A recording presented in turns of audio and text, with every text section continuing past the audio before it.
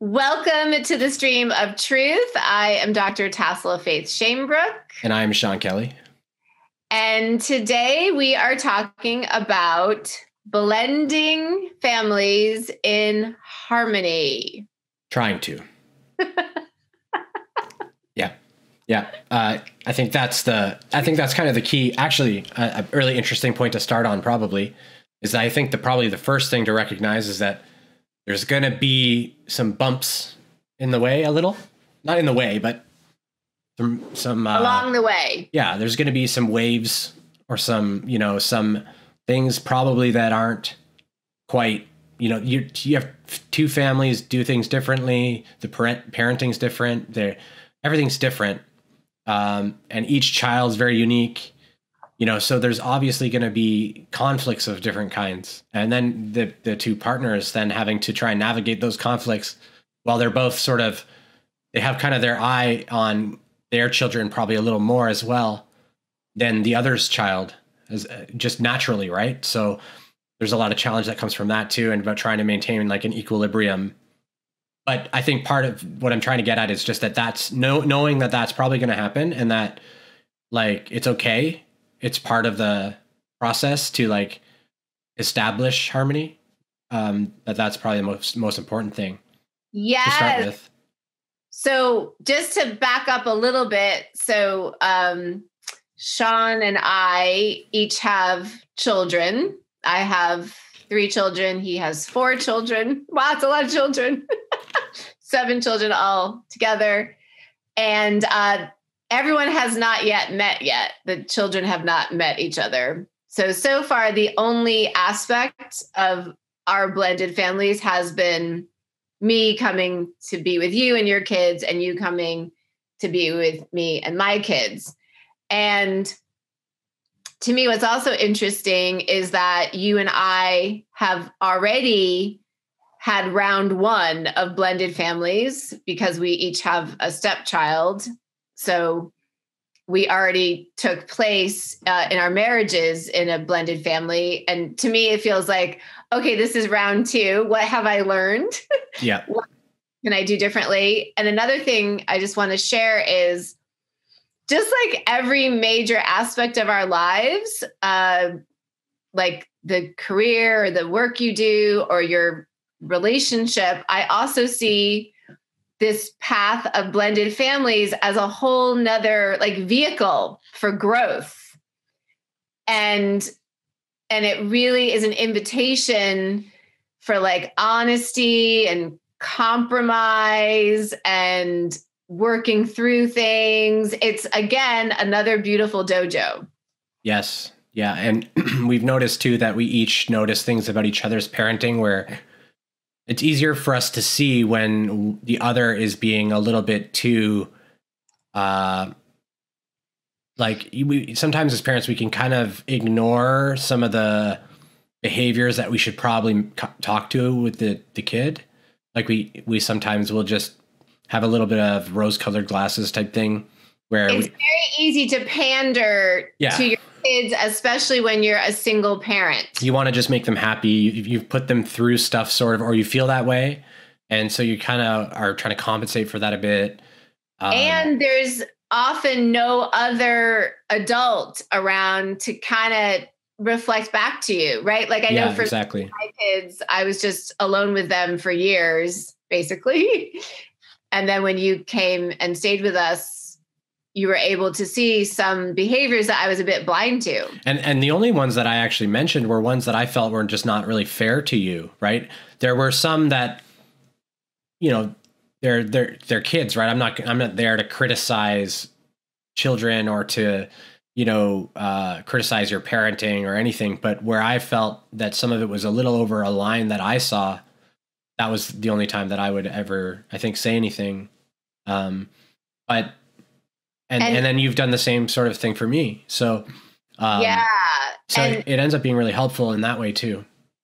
And then another level of it is how the blendedness with, say, other generations, like for instance, your parents, or also interactions with the ex or soon to be ex spouses, like how all those relational interactions work. Yeah. It's really like an adventure.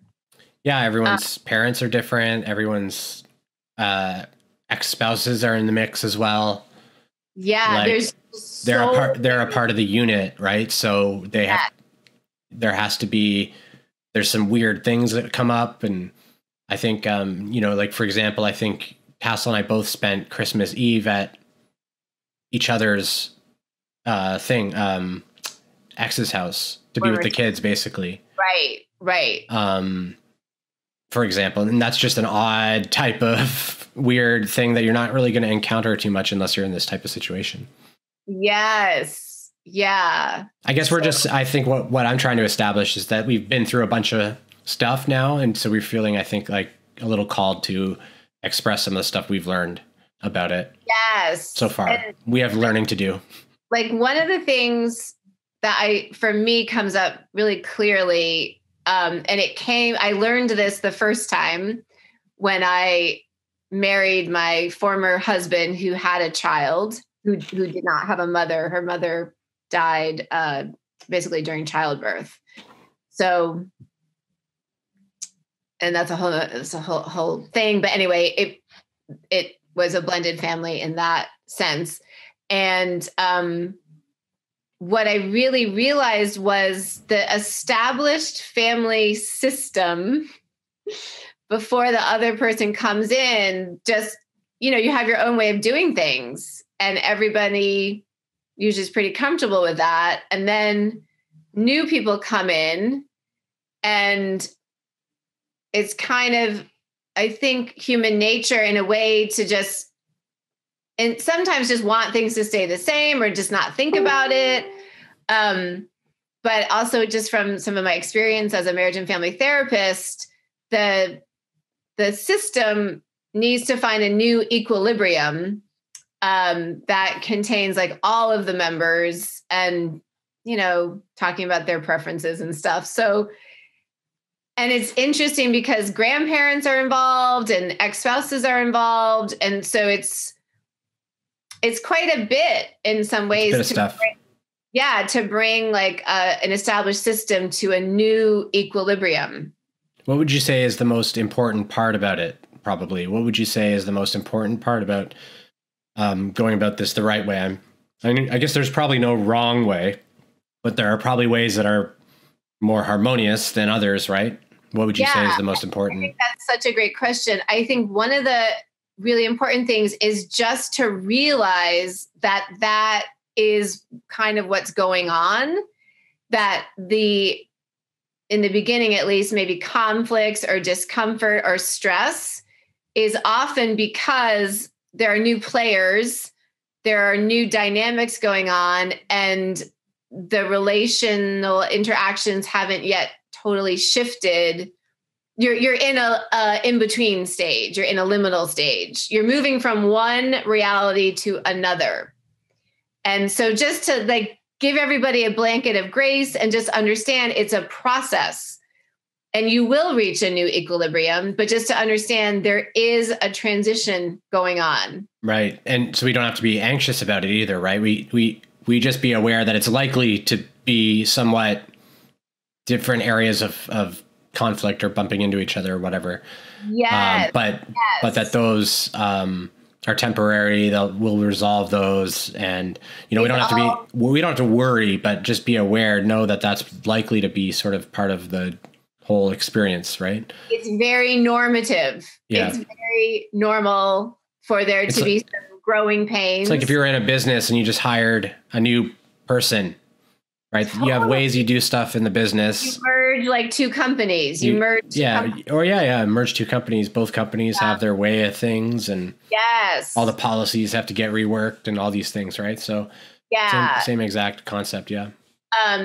And I also think like an openness on especially each of the partner side to like be like, okay, I used to do things this way, but that was when I was alone with my children. Yeah. And now I'm not alone. So and there may be some discomfort there. There may be some things like, oh, but like, I really liked how I did this with my kids. But maybe that actually isn't highest and best for this new family. So I think there even could be, a little bit of grieving even. I think change can be a little bit difficult, and there can be grief in change, and just to honor that, and just really clear communication and letting go of blaming or really judging, just understanding we are in a process. Everybody's doing their best, and there will be some little bumps along the way, most likely. And I anticipate too that we might have some, like when our kids come together more, we might have some things that develop there. And I anticipate that like it might be hard for me to see where my kid did the wrong thing, maybe, right? Like I might need extra help to see that, stuff like that. You know what I mean? Yeah. There's some bias, I think, to our children and wanting them to be the good ones. So yeah, that's going to be an interesting expansion, I think. Yeah, I anticipate. Probably human to somewhat take the side of your own kid, and you don't want your own child to feel abandoned by you. So I think there does have to be a degree of that. Yeah. And then exactly, there is a bit of it. And then us together having to take it out of the relationship so that it doesn't affect us. Yes. There's a lot going on. Interesting dynamics. And I think it's great for expansion. It might be a little stressful for the human at times. Yeah, it's going to be a bit. But I think it's great for expansion. It'll be fun. So if it's okay, I wanted to even just give a couple of like real life examples of some things like that have been a little bit tricky for me over just the past trip, just to like flesh some of these things out. And this, I think this example, like it's kind of humorous in a way, but the wedding picture. Okay. Yeah. So I'm staying with Sean and his parents in their lovely home, and his parents are absolutely lovely and been very welcoming to me, and they've been amazing. And this is my third time coming to Canada and staying here. And on this particular trip, in one of the rooms of the house, there had been put up a lot of new pictures. and there was definitely a theme. The theme was weddings. And right in the center of this montage is beautiful. These beautiful black and white frame pictures was put up a picture of Sean and his former wife, or about to be former wife. And it's a lovely picture. But it was really hard for me. It was hard. The timing of it was hard because it hadn't been there. And then on this trip, it was there. And so my human felt hurt. My human felt like, why are they putting up a new picture of Sean and his about to be former wife? Like it felt hard for me. And and it made me feel uncomfortable and all that stuff. And so a lot of feelings were coming up. And it was just an interesting experience. And part of the feeling that came up was feeling like our relationship kind of being marginalized in a way. Like we don't really have a title of our relationship. We're not married. I mean, we call it like divine union, but outside of a few people, that probably sounds like, what are they even talking about? So feelings of like that came up, like, oh, well, he was married to this person, and that's like more important than what we have, like feelings of marginalization in a way to the outside world. That came up, and just like, well, it'd be nice if there was a picture of you and me somewhere in the house, things like that, just like very human things. And of course, no one had done anything wrong. No one had done anything wrong. But I think these are just some aspects that we have to move through in these situations where there has been a divorce and then there's a new relationship, and what's the relationship with the former spouse, and the only thing I could really do is just sit in my feelings and feel them. That's all I could do. That's all I could do is just sit in the uncomfortable feelings and move through them. Yeah. Yeah. Excellent. Thank you for sharing. Did you have any other examples that you wanted to share? Yeah. Another example is, so as would be expected, you and me too, we both have our sort of the way we do things with our kids, our like schedule with them. And you have them on the weekends and another day during the week. And so you have like sort of your set way of doing things. And I remember this with my ex-husband. He had his set way of doing things with his child.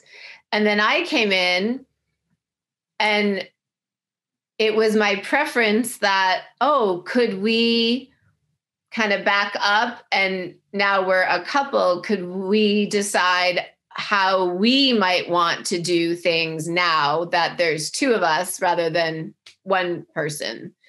So that came up this weekend as well. And it's a bit complicated because there's grandparents involved and all of that. But to me, that's a real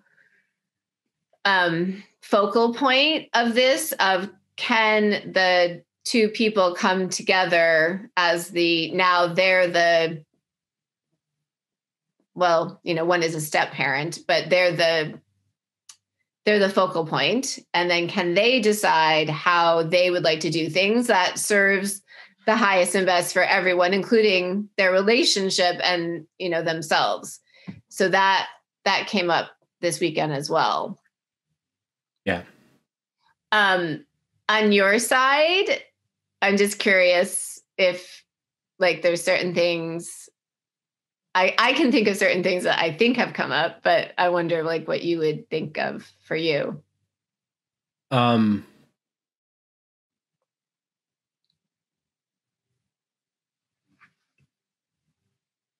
There's not much that I've had too much issue with. I guess like there's been some discomfort, I guess, a little bit, because I guess your daughter sort of, me and your daughter get along well, and me and your son get along, but I don't get the impression he really wants me around that much, right? So that's been a bit, and I understand it too. I understand it. So. And he doesn't do anything wrong. So that's why it's not really a thing. Like he's very polite and treats me well, makes me feel welcomed. At least like I can see that that's what he's trying to do, type thing, trying to make me feel welcomed. And so I appreciate all of that. That's been really the only major thing. Anything else, you do everything differently than I do, pretty much. So to me, it's just been a whole bunch of weird stuff going on. And but I don't. wait, what do you mean? It's just a house of wackiness. No, I'm kidding. No. I'm just curious what you think I do that's very different. I'm curious. Just everything about how you are and what you do, how you do it is somehow different than me in many ways. Like we have very similar, the sort of the same goals, but our approaches are so different.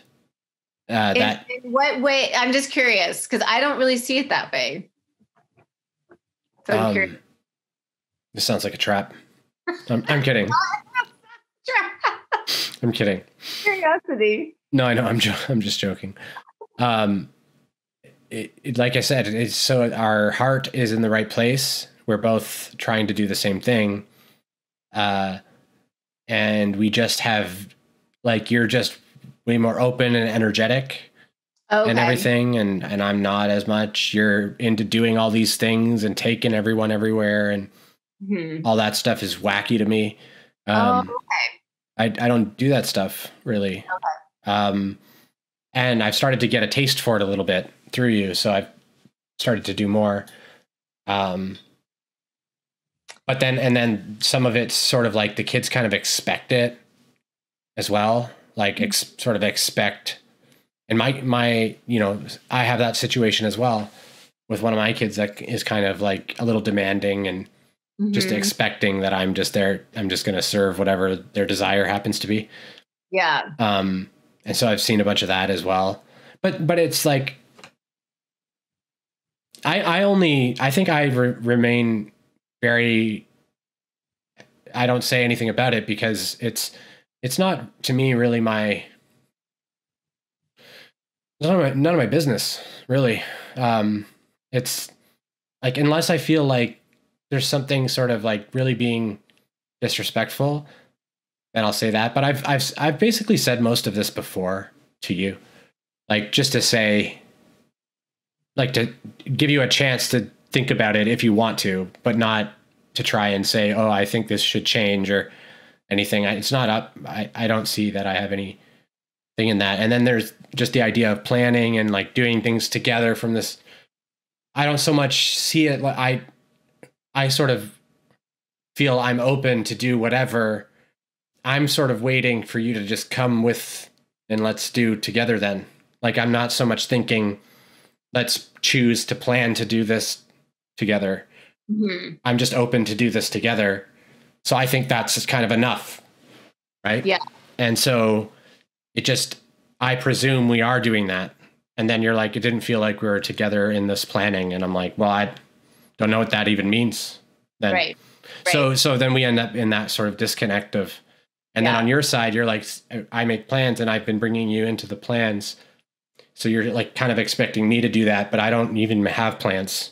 Right. So it ends up being a bit weird, but, so that's what I mean by just things are different. Like just your orientation to a lot of things is just a little different. It's not, and you're right. It's such a continuing, process in a way of getting to know each other as parents, and like trying to be curious and not assume someone's like leaving you out or doing something. This is just sort of the way they do things. And also because we only have sort of limited experience with each other's children and stuff, we may see a certain side a little more consistently in our visit that is not so, picturesque of what that individual is more like, or, and in fact, like some of the stuff I see may literally be a response to me being there. Right. Yeah. So I wanted to just highlight that because I think this is really important for people in step family, blended family situations. Is I think what happened with my son is me having a new man, who's not his dad, come into our lives, I think basically triggered a lot of pain for him around the divorce that hadn't really been moved through. I think also an honoring, a loyalty came up too, where. Yes. Right? Yeah. Because, we talked a lot, and we talked with you and my two kids together. We had basically a sacred circle, and we talked about this. And what my son basically said was, it's not really anything personal. It's just, it's painful right now for another man to be in the family who's not my dad. And some loyalty issues. Like basically he felt, am I being disloyal to my dad by hanging out or talking, getting close to another man? Yeah. And so what I think I want to really highlight here is that, of course, this all can feel uncomfortable for everybody. But really, this is just illuminating shadow. This is just helping healing to occur that hadn't yet occurred around the divorce. So it's actually a really beautiful thing. And we can just use these situations as, oh, there's some healing, some integration that can happen here that just it didn't happen yet. And it probably wouldn't have happened until there was a new man in the family. So to just, again, take this beautiful perspective, trust life, trust that whatever is happening, whatever is arising is serving the highest and best for all.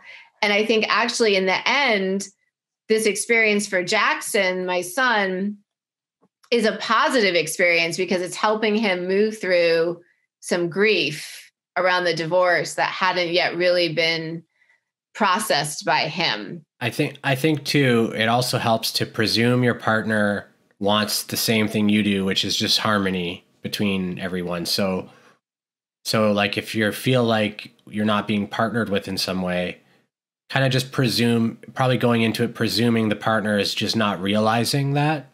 Like, like if we think the other hasn't thought of us or something, or,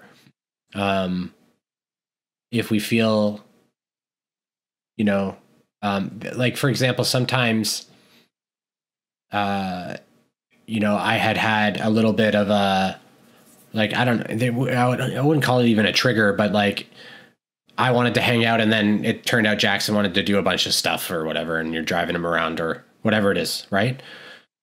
It's not a big deal, but it's like, there's a part of me that's kind of like, oh, this is kind of, I don't like this as much, right? I wanted to hang out. And so there's that stuff comes up as well. And then maybe you feel like you shouldn't say anything. You don't want to cause a fight. Yeah. And I don't know how you feel about it, but I personally think being really transparent without blame, without criticism, just transparent, like, oh, that was a little hard for me, like, because I wanted to spend time with you and you were busy with your kids. It's just the truth. And no one's done anything wrong. And these things come up in non-blended families, where there's two biological parents. These are common sort of dynamics that come up. And I think for me, at least, just being able to be transparent and vulnerable and not judge myself for those feelings or anybody else, just like lack of judgment, blanket of grace, feelings are going to come up. They're all okay. Can talk about them in a safe environment. And likely the other partner is having very similar experiences. I think we should, I think we should also think about the solution a little bit. Like if we're uncomfortable with something, is there a reasonable like solution that might be highest and best or better service to everyone? That way, when we approach, we can say, we're not so much just saying, I didn't like this or that. We're saying, I think we could do this better by doing this. And then it just gives the person an opportunity to just like agree, like, because they'll go, oh yeah, that sounds better. Most likely. Yeah.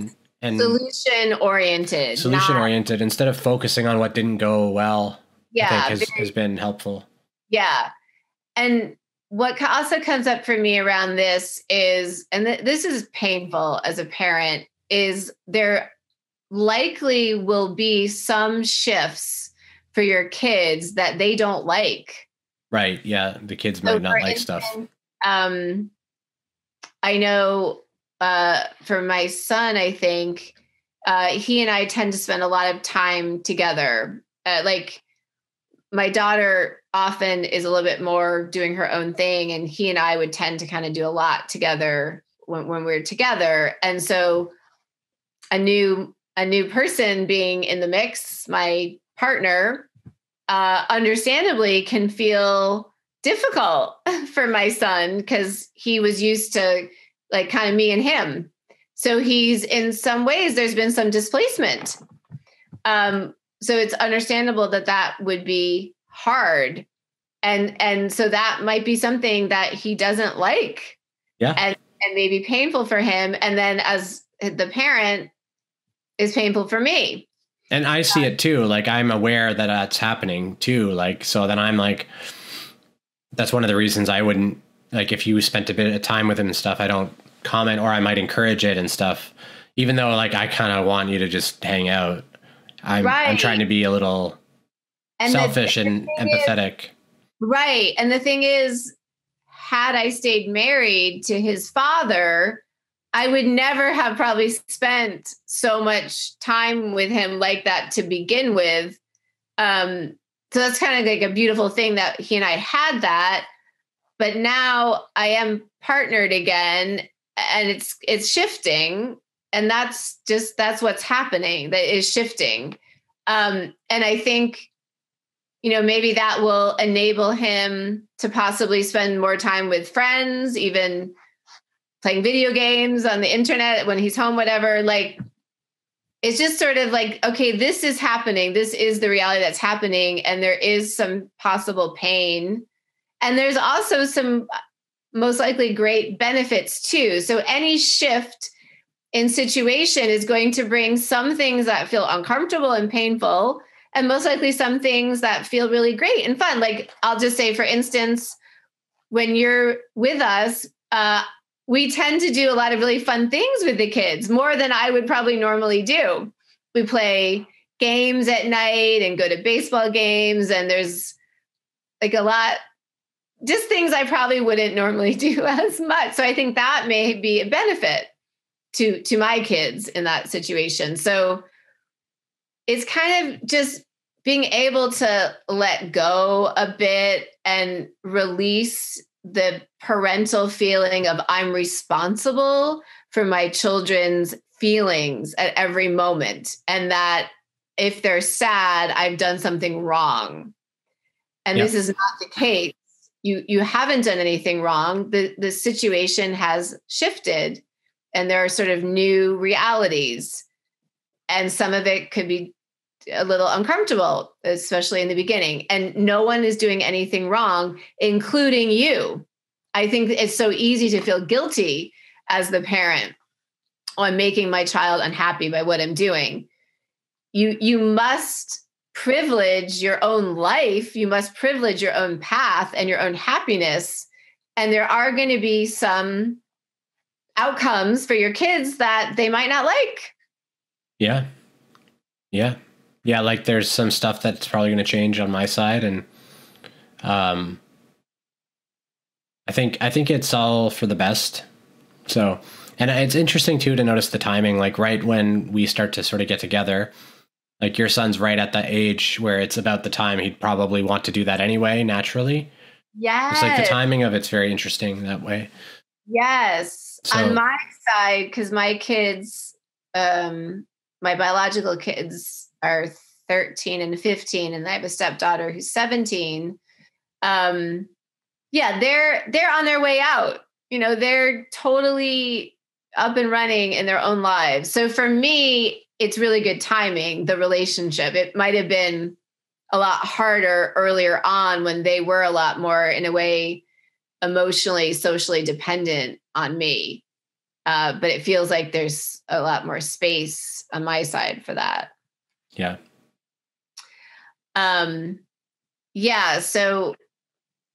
So you asked me a question of, like, I think basically like, what do you think is important to keep in mind in these situations? And maybe I'll just ask you too. What? Oh, I led with mine.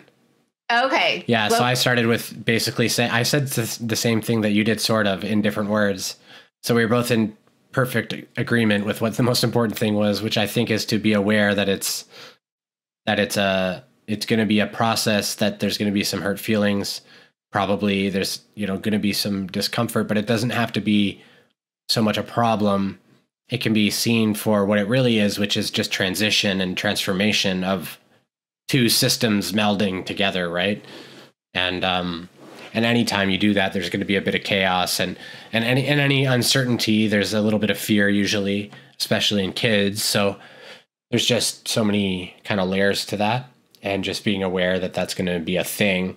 Try not to go in like presuming it would just work without any effort or thought. Like, that's pretty unrealistic, I think. So, I like the word richness, I think, and messy. I think there's going to be like a messy richness to the experience, especially in the beginning. But the richness, all the different relationships that can be develop and all the different experiences is beautiful. That's what we're here for. We're here, I believe, to have these life experiences. And there's going to be some messiness, which can feel uncomfortable to the human, but it's exciting. It's a big soup with lots of different flavors. Exactly. And I also want to say that I think it brings in more health to the family because there are other people with somewhat different attachments that can see things more clearly that you might not be seeing. So I think it can clean up some behaviors and habits that may not have been highest and best to begin with, but we kind of fell into them, understandably, as single parents. So I also think it can bring a lot of health as well. Yeah, good point. I think that's a good place to end. Yeah. Okay. All right. Wonderful. So, and I just want to say that this is one of my real passions, particularly because the first blended family I was in was very, very challenging. And so I just really feel for people who are at all challenged by or struggling in blended families. And so if you feel like reaching out to me, and I would just love to be of assistance in any way. So please feel free to reach out to me around this topic or any topic. Excellent. Thanks everyone for watching. If you like the video, click the like button, it helps out the channel, and subscribe and all that, all those things that all the people say. All the marketing things. All the marketing. Do all the things, please. Okay, so much love to everybody. Thank you. Bye. Bye.